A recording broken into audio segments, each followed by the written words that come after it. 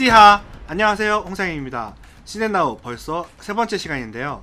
지난주 재밌었던 해외 IT 뉴스는 어떤 게 있었을까요? 여러분들의 소중한 시간을 위해 지금 바로 시작해 보겠습니다. 시넷나우.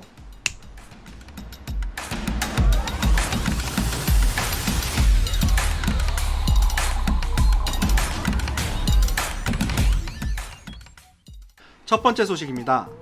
최근 캠프-C라는 벨기에 회사가 3D 프린터를 이용해 2층 집을 지었습니다. 이 집은 바드2라는 3D 프린터로 만들었는데요. 바드2는 코봇이라는 회사가 제작했습니다.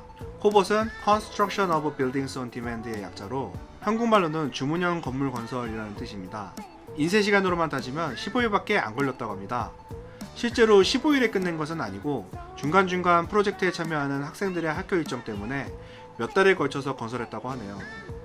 물론 사람 없이 기계가 모든 걸 다 할 수 있는 것은 아닙니다. 크레인도 설치해야 되고 사람이 붙어서 문제가 없는지 모니터링을 해줘야 합니다. 또 프린터 청소도 해줘야 되고요. 그래도 프린터가 실행 중일 때는 컴퓨터 앞에 전문가가 앉는 것 말고는 인력이 필요 없으니 혁신적이긴 한 것 같습니다. 나중에 벨기에에 가게 되면 한번 보고 싶네요.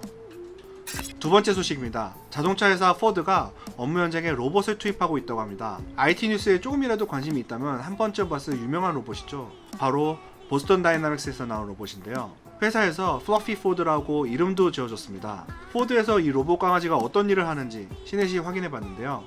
먼저 플러피에게는 360도 카메라와 3D 레이저 스캐너가 장착됐습니다. 공장 내부를 매핑하는 일을 수행하기 위해서인데요. 인간이 직접 하루 종일 하는 것보다 시간도 적게 걸리고 고생도 줄여집니다. 총 300만 스퀘어피트, 27만 8,678제곱미터에 달하는 곳을 측정한다고 하는데요. 이 로봇은 계단과 컨베이어 같은 곳도 넘어다니고 사람이 가기에는 조금 위험한 곳에 들어가기도 합니다. 포드 관계자에 따르면 기존 사람이 하는 것보다 더 많은 데이터를 얻고 있고 실제로도 도움이 된다고 하네요. 뿐만 아니라 실제 강아지처럼 직원들을 즐겁게 하는 효과도 있다고 합니다. 그래서 플러피 포드가 지나가면 직원들이 휴대전화로 사진과 동영상을 찍기도 한다고 합니다. 나중에 모든 공장에 이 로봇이 돌아다닐 걸 생각하면 재밌기도 하지만 그만큼 사람이 할 일이 줄어드니 걱정도 되네요.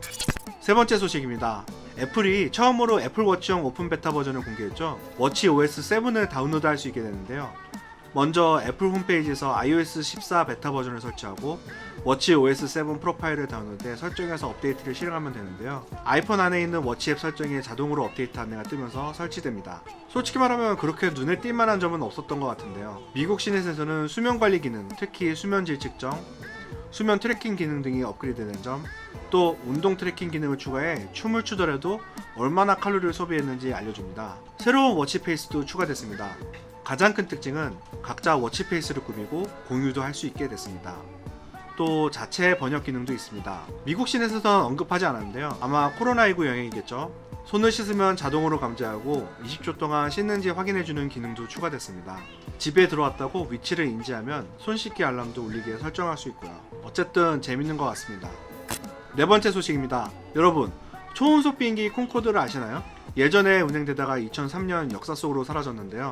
비싸기도 비쌌지만 소음도 심하고 유지비도 상당해 항공사에서 운영하기 버거웠었죠. 그런데 그런 비행기를 다시 만나게 될 수 있을 것 같습니다. 붐 슈퍼소닉이라는 회사가 바로 그 주인공인데요. XB-1이라는 항공기가 올해 10월 7일에 공개되고 내년에는 시험 비행을 한다고 합니다. 기존 초음속 비행기가 가지고 있던 문제점을 해결하기 위해 수천 번 이상 가상 시뮬레이션을 했고요. 소음을 줄이기 위해 이착륙 시에는 속도를 줄이도록 했고 환경 문제도 신경 쓰는 등 많은 것들을 고려했다고 하네요.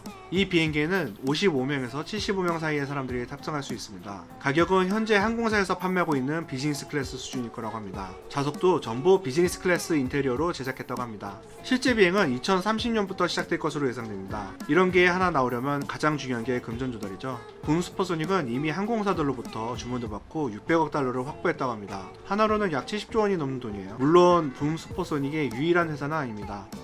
로키드 마틴, 보잉, 에어버스 모두 초음속에 대한 개발 프로젝트를 진행 중에 있는데요. 이런 초음속 여객기들이 국내에 도입된다면 인천에서 미국 샌프란시스코까지 6시간이면 갈 수 있다고 합니다. 여러분들 생각은 어떠세요? 마지막 소식입니다. 마이크로소프트가 서피스 듀오라는 폴더블 폰을 곧 출시하죠. 아마 다음 달 10일이 될 예정인데요. 서피스 듀오는 삼성의 갤럭시 폴드처럼 한 화면으로 이어져 있는 것은 아니고 5.6인치 화면 두 개를 연결해 만든 제품입니다. LG도 V50 신큐라는 비슷한 제품이 있죠. 서피스 듀오는 안드로이드 기반 운영체제 스냅드래곤 855 프로세서가 내장됐습니다. 배터리는 양쪽에 모두 위치해 있는데요. 아마 두 디스플레이에 안정적으로 전원을 공급하기 위함이다 합니다. 작은 경첩에 회로도 들어가고 전력도 공급합니다. 그런데 5G는 지원하지 않고요. 대신 LTE가 들어갑니다. 와이파이 6도 지원하지 않습니다. 베젤도 상당한데요. 아마 얇게 만들기 위해서인 걸로 추측합니다. 생체 인증은 지문 인식 기능이 있고요. 안면 인식은 지원하지 않습니다. 카메라는 안에 하나밖에 없고 외부에는 없습니다. 전원 버튼과 볼륨 버튼을 제외하면 버튼이 따로 없습니다. USB-C 단자가 있고요. 마이크로소프트 펜을 쓸 수 있지만 따로 수납할 수 있는 공간은 없습니다. 앞뒤 안쪽에 모두 고릴라 글래스 5가 적용됐고요. 크기는 닌텐도 3D와 비슷하다고 보시면 됩니다. 두께는 서피스 듀오가 훨씬 얇고요. 특히 서피스 듀오는 거꾸로 뒤집어서 사용하게 되면 거치대도 따로 필요 없어 보입니다. 당연한 얘기지만 마이크로소프트는 자사 앱을 최적화했는데요. 화면끼리 스와이프하면서 사용할 수 있게 해놨습니다. 실제로 이 제품이 나오면 다른 경쟁 제품과 어떻게 차별화를 할지 궁금합니다. 완전히 다르게 할 것인가 아니면 다 포용할 것인가 부터 시작해서 얼마나 제품 자체가 쓸만한지도요. 개인적으로는 전자사전 생각도 나고 하나 갖고 싶은 제품입니다. 오늘의 뉴스는 여기까지입니다. 유익하다고 느끼셨다면 구독도 해주시고 좋아해주세요. 여러분들이 좋아해주시면 다음에도 더 재밌는 소식을 들고 찾아오도록 하겠습니다. 저는 시네코리아 홍상윤이었습니다. 그럼 다음 시간까지 See ya!